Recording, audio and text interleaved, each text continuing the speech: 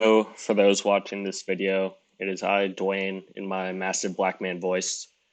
So, I'm making this video to demonstrate how market makers can switch momentum during the day. This usually happens on relatively low volume days when it's kind of just a fluctuation of market makers moving the stock up and down by enticing people to buy and then people sell. And there's a lot that goes into that. Market makers have spent like a pretty good amount of money on studying the psychology of retail investors. And there is manipulation. So, for those who don't believe that manipulation is a real thing on the OTC, don't really understand how the OTC works, it's kind of hard to deny that it exists. And I'm going to try to demonstrate kind of how this is done. I Go So Damn Ham has made a video kind of similar to this. This isn't necessarily a lesson, but kind of just like a me explaining my observations, which maybe you perhaps could relate to. So the stock here at hand is CWIR. So we're using Thinkorswim's on-demand feature, and we're replaying the stock on October 26th. So that was a week ago from today. Today is November 2nd. And so CWIR today did pretty much exactly what I'm going to show happened in this video on October 26th. So this stock is the king of the MACD fake out. Here we're like, oh, all right, so maybe we'll get some convergence. But what actually ended up happening is we can skip. Yeah, see it. It ended up just dragging out. So going back to the 26th. So this is a very nice feature on Thinkorswim. It lets you replay pretty much any day, and you can load level 2 activity. You can see time in sales. It's very useful for kind of learning these observations that I'm going to show you. So I've stared at level 2 for pretty fair amount of time. I've actually only been trading for roughly a year, but I got a pretty good grasp on how this stuff works. So for those who just think I'm a troll, I'm a little bit more than that. Kind of little thing here or there. So I chose CWIR. It's got no diluting MMs on level 2. There is no VNDM or BMIC, aka BMIC, aka BDIC. Here we've got the typical triple C's, CDEL, which I will refer to as CDEL, CSTI, and CANT or CANT. The other ones we've got Knight. Knight's always around. Then ETRF is usually E-Trade's go-to market maker. So if you use E-Trade and you put up on the ask, a lot of time, not all the time, obviously, you won't always get routed through ETRF, but that is their proprietary market maker. So first of all, it's important to realize that market makers, it's not like some fat dude sitting at a computer being like, oh, I'm going to short the shit out of these motherfuckers. Um, they're algorithms, and uh, as I did I mention this, that they spend a lot of money in studying the psychology of retail investors? Because they do, and so there's a lot that goes into these market makers, and CDELs, they've paid numerous fines in the past for not routing sales correctly and misrepresenting bid and ask prices, and all this stuff. You can look it up on the SEC. But this is just to show how market makers can fluctuate the stock up and down and how they initiate an upward movement or a downward movement. In this case, we're going to talk about initiating a downward movement. So yesterday, well, not yesterday, but on October 25th, CWIR had a nice upward swing. Yeah, that's looking great. So before you just think that my charts are a giant plate of spaghetti, I'll give you a little bit of background here. So this green arrow is the parabolic SAR. It's an inflection point. So it's showing where it's going from bullish. These gray dots here imply that the trend is bullish. Where the arrow is indicates a change in the parabolic SAR, where it is becoming actually this is bearish, and this is where it's becoming bullish. Um, so this here is the Pikachu cloud, aka the Ichimoku cloud. I like to call it Pikachu cloud. If we actually here, we'll go back to that. This is actually a good example. So this here represents a level of resistance, and the CWIR got straight up rejected by the Pikachu cloud. And so these technical indicators are also part of these algorithms. It's partially how they develop them. So other things, this turquoise line here is 200-day simple moving average. This pinkish purplish line is a 50-day simple moving average. Here we have the white line is a 9-day exponential moving average, and the orange line is a 20-day exponential moving average. So here we have a cross of the 9-day EMA with the 20-day EMA, which is often a sign of short-term momentum on an upward swing. And so as you can see, once they crossed right here at this inflection point, we had a nice upward movement. This line here, this maroonish line, is the VWAP. We're not going to discuss that further. So here we have volume. We've got an enhanced RSI that was stolen from Ascend Trading. We've got TTM squeeze that's overlapped with stochastic momentum. Then here we have money flow and accumulation distribution. So that's just a rough explanation of what's going on. Then here we have Fibonacci retraces. So whatever. So let's pull up level 2. We are 10 seconds to open. So we're kind of going to focus in this realm. I want to pick the right time frame. Okay, so here we are. So first thing to notice off level 2, we got nothing really going on. We just got 10K bids, blah, blah, blah. It's pre-market, never means anything. All right, here we go. 5, 4, 3, 2, 1. Ding, ding, ding, ding, ding. All right, here we go. First thing to notice right off the bat, the rest of the market makers appear. Here's CDEL showing a pretty large bid, which it may be retail, maybe a prop. Anytime I see 999, 999, I think it's somebody who's using like Schwab or one of those brokers that, frankly, I don't think you should be using when you're trading OTC markets. So here we got Knight sitting up top showing 10K, CSTI showing 10K, CDEL showing 100K. So anytime you see 10K, that's usually pretty disingenuous in the market maker. They're either hiding the bid or ask with the infinite 10K realm or ream. So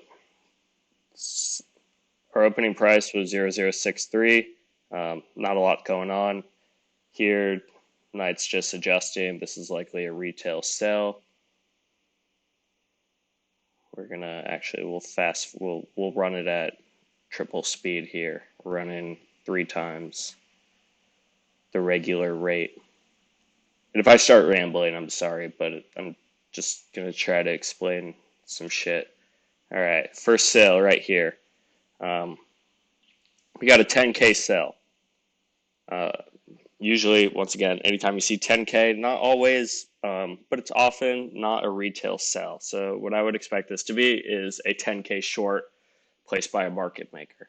When that happened, CDEL then flexed 990K. So they're showing a pretty big wall here on the ask. So when you see a big wall on the ask, you're like, oh man, there's a lot of people trying to sell. Maybe this isn't going to go so well. And you see a similar thing on the bid, like Berkshire Agent and OCM, and those tools are always unanimous for flexing like these enormous bids that force you to slide above it. Another thing that's worth noticing right now is the spread. So here, 0.0060 and 0.0058. That's not that big of a spread. That's a little bit of a spread, but it's going to enlarge. So here, moving forward. Okay, got another sell, 0.0058. into which just filled off night. So now that 0.0058 is gone, and now we have a very large spread.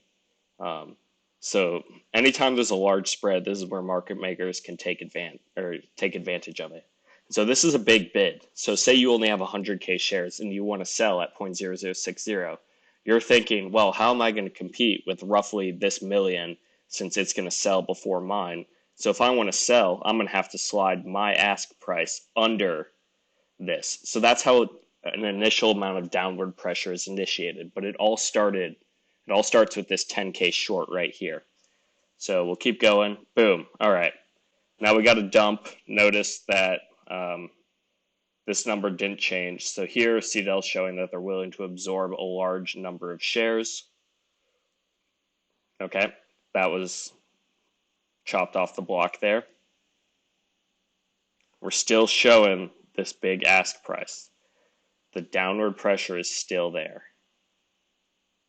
Boom, there we go. Okay, now that bid got filled, we're now seeing, now we're down to 0.0052.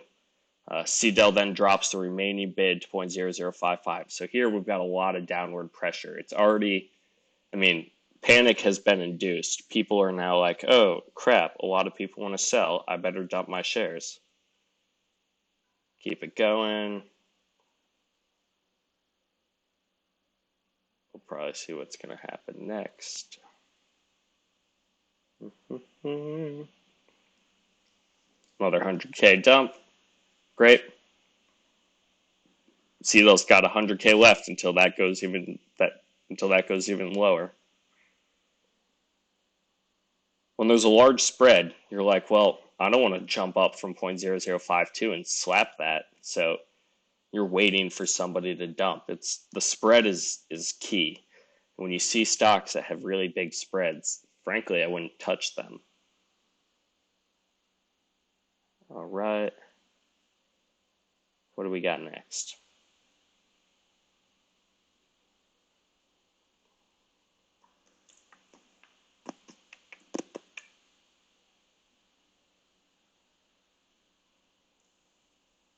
Quiet couple minutes here. But this has been all initiated within the first 5 minutes. Okay, here we go. 0.0055. We got a 500K slap. All right. CDL just absorbed it. They're probably not going to like that since they shorted these shares here. They're probably going to flex a really large number to make sure that the momentum doesn't become positive and then starts trending up. So probably going to show, there we go. All right, here's back our 990K. We're trying to force the downward pressure. Since these two slaps are like, oh, well, somebody was willing to fill that gap. Better show that we're still really interested in selling. So that got reflexed right there.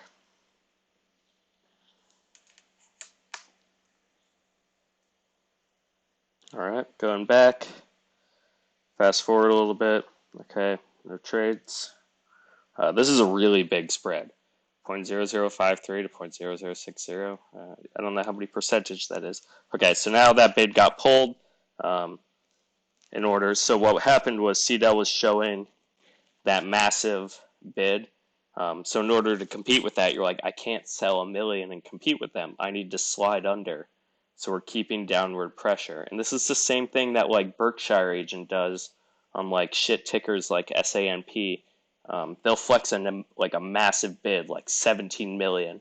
And there'll be a spread, and you're like, well, the only way that I'm going to be able to get shares is if I go above that. And that's a prop bid, similar to it's a wall on the ask.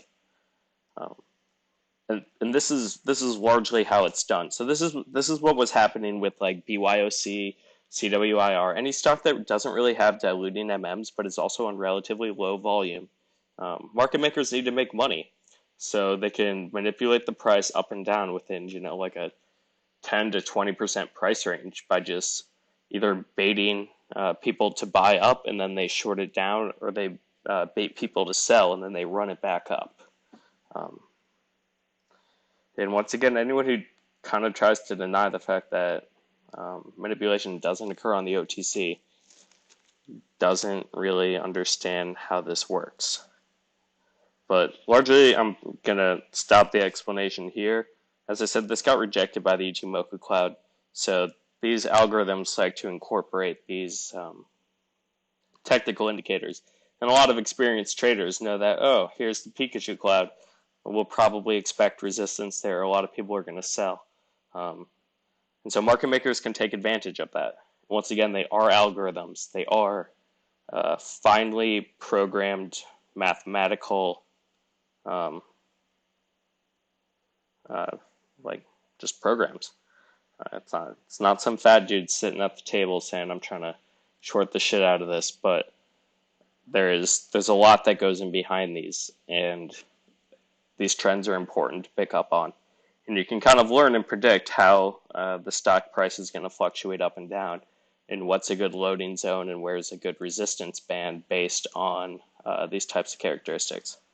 So hopefully you found this at least somewhat uh, informative, or I hopefully just didn't ramble. But yeah, thanks. Um, Also, BYOC to the moon. Cats are the best, and